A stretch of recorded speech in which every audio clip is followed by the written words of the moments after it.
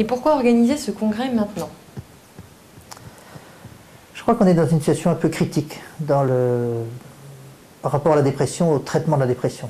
D'un côté, on a une opinion publique qui est de plus en plus alertée, un peu méfiante par rapport au traitement proposé, au traitement psychotrope en particulier. Puis de l'autre côté, un monde médical un peu désemparé, qui ne sait pas trop non plus quoi proposer de nouveau. Bon, c'est vrai aussi que par exemple les médecins ont une très faible formation en psychothérapie et que les études médicales ne préparent pas les soignants à ce genre de traitement. Il y a une autre raison, c'est qu'il y a depuis quelques années plusieurs études internationales qui ont été publiées et qui valident en quelque sorte les limites de l'usage des psychotropes en disant que c'est efficace mais jusqu'à un certain point seulement.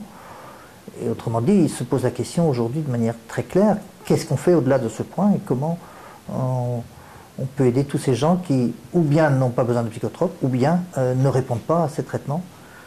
Alors on va voir dans ce congrès comment le monde de l'hypnose, le monde des thérapies brèves a beaucoup cheminé depuis 25 ans dans ce secteur-là et toutes les propositions thérapeutiques qui ont été inventées, qui vont être développées pendant ces 3 jours de Saint-Malo.